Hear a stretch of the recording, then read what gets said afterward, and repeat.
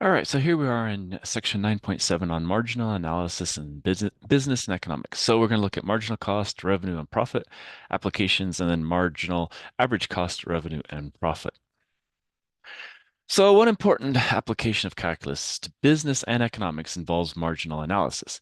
So in economics, the word marginal refers to as a rate of change. So in our world, that's a derivative.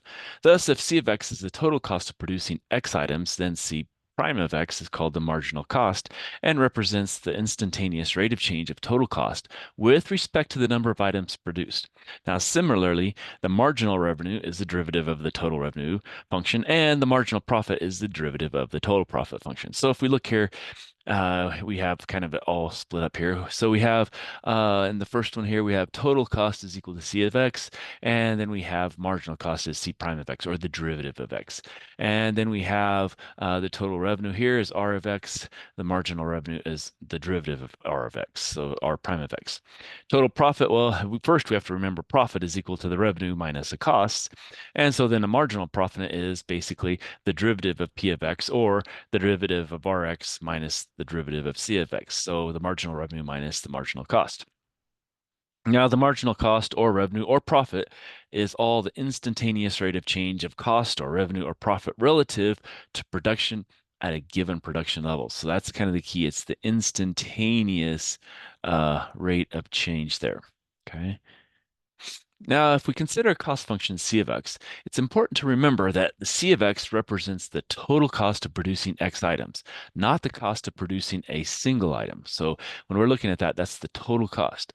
Now, to find the cost of producing a single item, we have to use the difference of two successive values of C of X, the two successive values, total values. So how we do that is the total cost of producing X plus 1 items is C of X plus 1.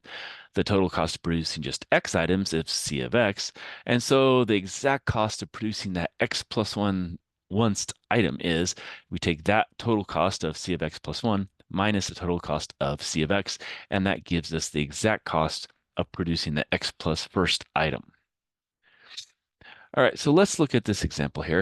It says a company manufactures automatic transmissions for cars. The total weekly cost in dollars of producing X transmissions is given by that C of X equals 50,000 plus 600X minus 0.75X squared. Now we're supposed to find the marginal cost function, then find the marginal cost at a production level of 200 transmissions per week, then interpret the results in part B and find the exact cost of producing the 201st transmission. All right, so first things first, let's put A over here. So A is going to be basically our derivative of this. So if we take this derivative, well, that's a constant, so it's going to go away. This, that's a 1, bring it down, so that's going to be C prime of X equals 600.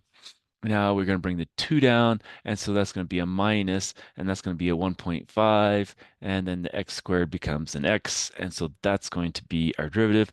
And if we think about this, this is dollars uh, per transmission for putting our units on there. All right.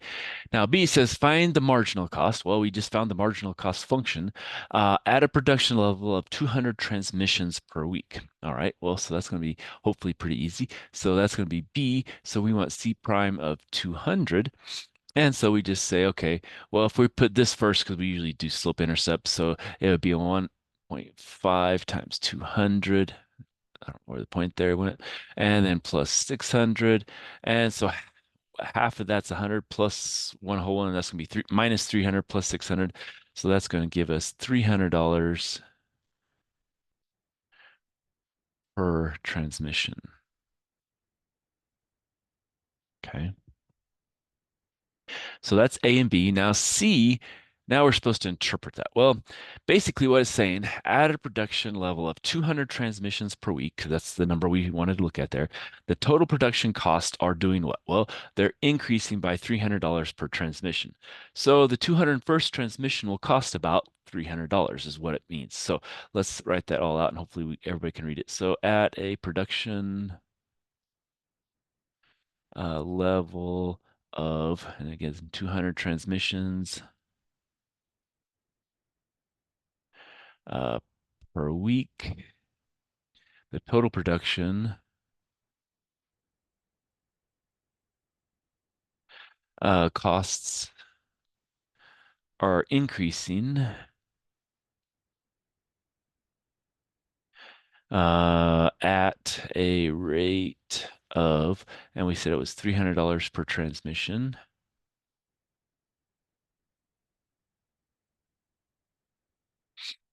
And so with that said, then the 201st transmission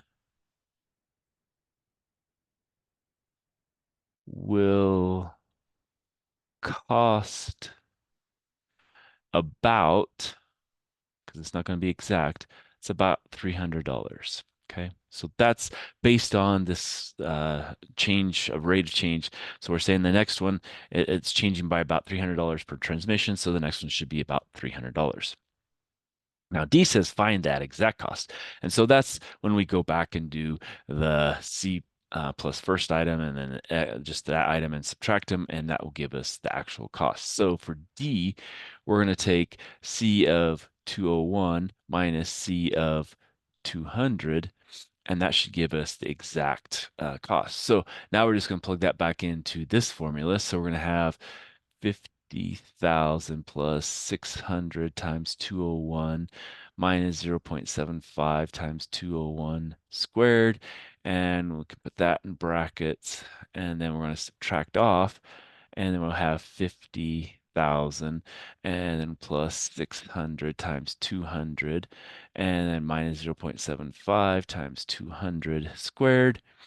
And if we do that, plugging that in the calculator, let's go ahead and do that. So we go back over here, and so we'll have 50,000 and then plus 600 times 201, and then we're going to subtract off 0.75 times 201 squared. So we get 140,299.25. Well, actually, before we do that, let's do the same thing because now we need it for the 200. So we'll put in 200. And that one's just 140,000. So now we've got both of those values. So this one was 140,299.25 minus the other one was just a pure 140,000. So that means the exact cost is going to be $299.25. So that would be part D. All right, so let's stop there and we'll come back for more.